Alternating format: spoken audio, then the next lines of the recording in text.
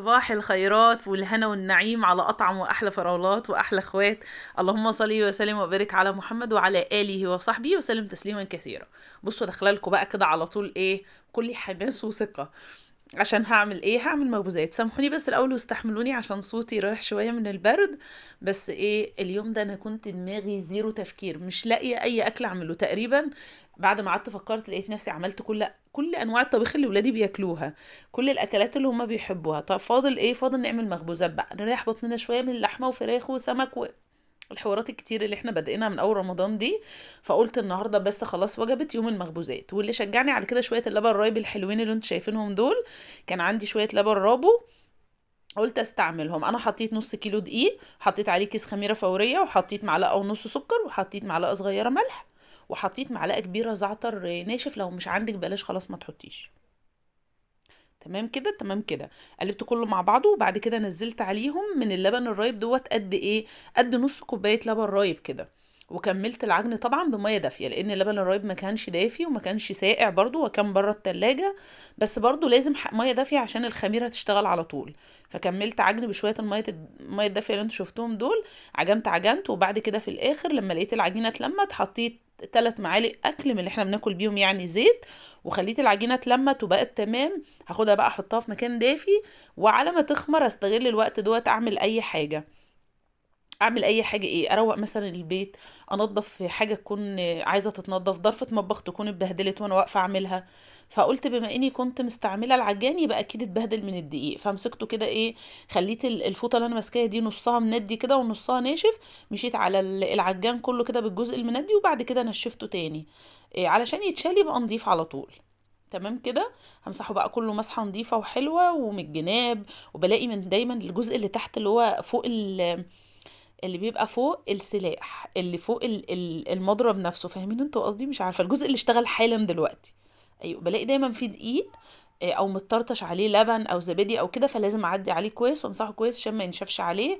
وبصوا محافظتكم على نظافه الاجهزه بتاعتكم ده بيطول عمرها معاكم. تمام كده. يعني انا ممكن كنت اكسل مثلا واشيله بدقيقه باللبن اللي عليه الزبادي باي حاجه عليه. حاجه استعمله بعد كده اما هلاقي الحاجات دي ناشفه عليه وشكله مش هيبقى اولا حلو، وثانيا الحاجات دي بتقلل من عمر الاجهزه بتاعتنا. والحاجه دلوقتي ما عادتش سهله قوي ان انا اروح اللي يبوظ اروح اجيب مكانه، او اللي يتبهدل او يستهلك يعني اروح ادور على غيره. لا طبعا، انتوا عارفين اسعار الحاجه دلوقتي بقت حدث ولا حرج.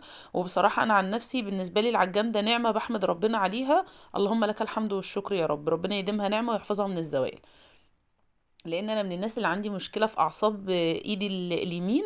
وبالنسبه لي العجن ده كان بقعد بعدها كده ماسكه ايدي شويه حلوين كده من الوجع اللي كان بيبقى في ايديا. فاللهم لك الحمد يا رب، ربنا يا رب يعني يجازي اللي اكرمني بيه زي ما اكرمني بالجهاز دوت وريحني. المهم شلت العجان مكانه، وقلت امسك بقى كمان الرخامه اللي كنت بشتغل عليها، وارد اكيد اتطرطش عليها دقيق، جه عليها زبادي، الامر ما يسلمش. قمت شايله الرف اللي هو الركن بتاع المشروبات بتاعي، ومسكت الرخامه رشيت عليها بريكس.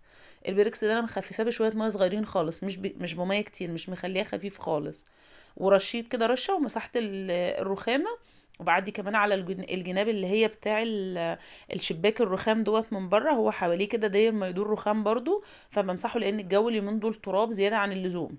عندي المطبخ، يعني لو انا سبت بس الشباك مفتوح شويه بالليل ادخل الاقي المطبخ عباره كل حاجه فيه تراب. البلكونه نفس الحكايه عباره عن تراب. فهو الجو اليومين دول اصلا كله تراب.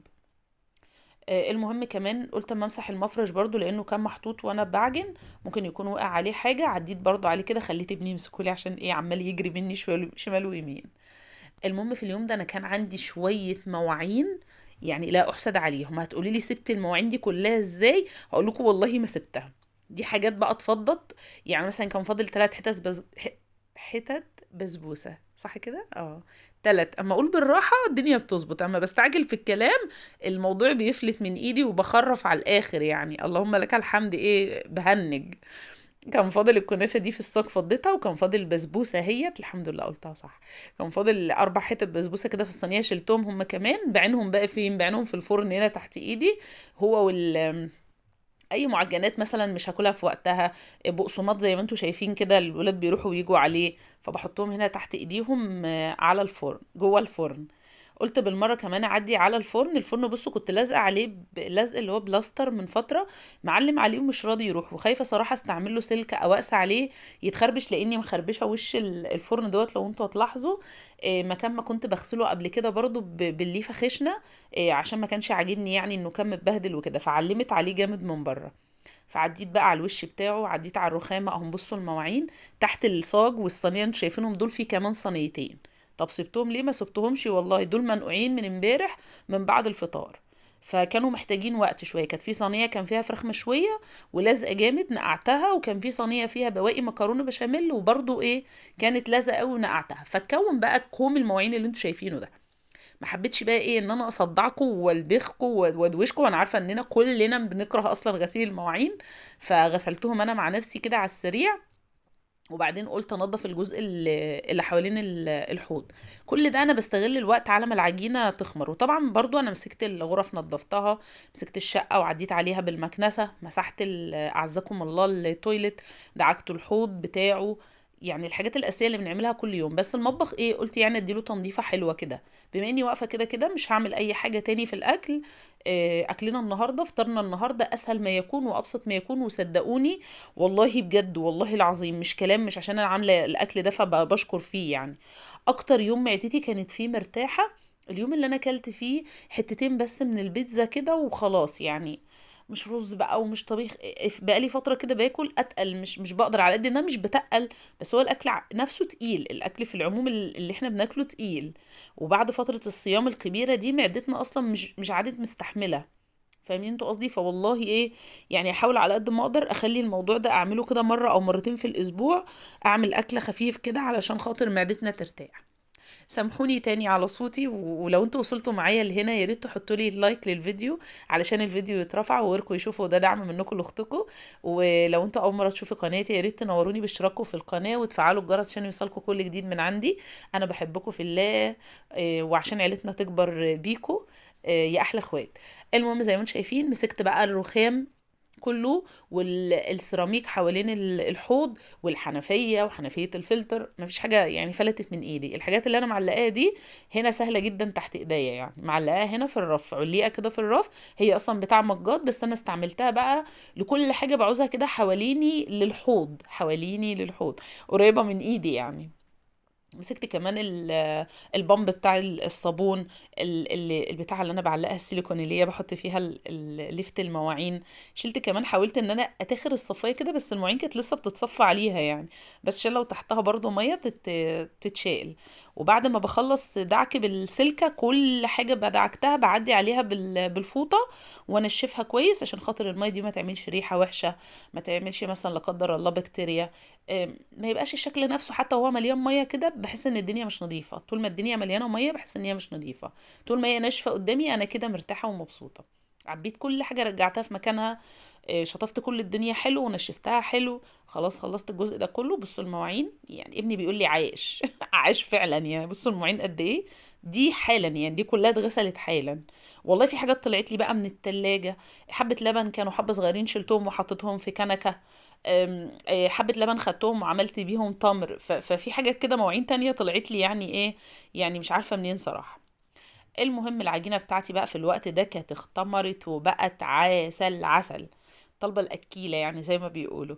فخدتها فردتها على صينيتين. الدقيق اللي أنا عاملاه ده قد إيه؟ ده نص كيلو دقيق. أنا قلت لكم تقريبا، أنا قلت لكم هو نص كيلو دقيق عليه كيس خميرة فورية، معلقة ونص سكر ومعلقة صغيرة ملح، وحطيت معلقة كبيرة زعتر ناشف، حبة تحطيها حبة مش حبة خلاص، وعجنت بزبادي ومية دافية. بس كده بس كده، وحطيت 3 معالق زيت عشان نسيت اقول. سبتوها اختمرت وبعدين فردتها على صينيتين زي ما انتم شايفين. ما كلناش منها غير صينيه الا حتتين تقريبا، او الا حته. والصينيه التانية كلوها تاني يوم جنب الاكل اللي انا عملته. تمام كده. مسكتها بعد ما فردتها كويس في الصواني، خرمتها بالشوكه عشان ما تقبش معايا قوي تبقى كيكه.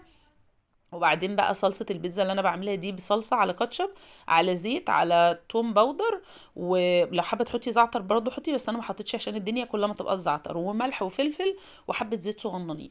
حابه تعمليها بصلصه بس ماشي، حابه تعمليها بكاتشب بس ماشي، انتي وراحتك. دي صلصه البيتزا السريعه، مش صلصه البيتزا الاساسيه. صلصه البيتزا الاساسيه الحقيقيه حاجه تانية. طماطم بتقطعيها انصاص وتحطي معاها راس توم وتسيبيها لما تنزل ميتها، وتضربيها بالهاند بلندر او بالخلاط وتستعمليها. تحطي بقى برضو زعتر، تحطي الملح وبس كده. تمام. بس انا بعمل دي الاسرع والاسهل، وبصراحه احنا بنحب الطعم ده اكتر. بس وكنت مقطعه بقى طرنشات طماطم وفلفل اخضر، زيتون، اللي انت بتحطيه على البيتزا ده يرجع لك انت. انا ولادي مش بيحبوا غير البيتزا بالميكس الجبن بس. جربت قبل كده، بيحبوها برضو ساعات كده بالسوسيس. بس انا صراحه ما كانش عندي سوسيس، وقلت انا عايزه انجز. هما كانوا طالبينها كمان جبن، يعني عشان بقول لكم احنا كلنا كنا زهقانين من اللحوم والفراخ والمويل دي كلها، فهم كانوا طالبينها جبن. وحاولت اقنعهم، وكتير بحاول اقنعهم ان الجبن اغلى من اللحمه دلوقتي، هم مش مصدقيني. مش عارفه ليه الجبن فعلا بقت اغلى من السوسيس واغلى من اللحمه، اغلى من علبه التونه. يعني لو مثلا انت عايزه تعملي البيتزا بالتونه بالتالي هتوفر معاكي عن الجبن. انا جايبه ميكس الكيس، الميكس الثلاثي دوت الحمد. دي 400 جرام عامله 62 جنيه. يعني ما جاتش نص كيلو اصلا. ويا دوبك هتستعمليها على مرتين، ولو انا كنت كترت شويه ممكن كنت خلصتها اساسا. بس انا حاولت ان انا يعني امسك اعصابي، لان انا بتهور في موضوع الجبن ده شويه. برغي كتير، حاسه ان انا برغي كتير، سامحوني لو برغي كتير، بس انا بحب افضفض معاكم والله. وبحب يعني ايه نكون بناخد وندي كده مع بعضين. فبحب اقول لكم التفاصيل، تفاصيل التفاصيل. المهم خلاص كنت مسخنه الفرن، دخلتها الفرن 180. الرف 180 190، الرف اللي اللي قبل النص بشويه، من تحت يعني من قرب الفرن من تحت، مش في النص بالظبط. وقلت بقى انضف كمان الرخامه اللي كنت بشتغل عليها للبيتزا عشان تبقى دنيتي كلها نظيفه وبقت تمام. بعد الفطار خلاص الواحد بقى يقعد كده يستقنيس، يشرب كوبايه القهوه، هيطلع لي ايه طبقين ثلاثه، لان زي ما انتم شايفين انا مش عامله لبخه وطبيخ وكلام كتير من ده. بس بصوا بقى، بصوا الطعامة والجمال والحلاوة. البيتزا حدث ولا حرج، حزك ازاي يعني. يا جماعة انا مهنجة تقريبا. البيتزا من جمالها روعة. اللون ده ما يغركوش، اللون هي طرية، انا بقول لكم ان هي طرية ملبن. بس احنا بقى لو هي ما خدتش اللون الروعة ده، ولادي ما بياكلوهاش. مش بخليها تنشف، والجبنة مش نشفت ولا قددت ولا اي حاجة، بس هي لازم تاخد اللون ده. قلت بقى كمان جنب البيتزا، يعني مش هحط البيتزا لوحدها برضو، مش منظر يعني. والله وهي لو اتحطت لوحدها مش هتقول لا، ما هي متكلفه برضه.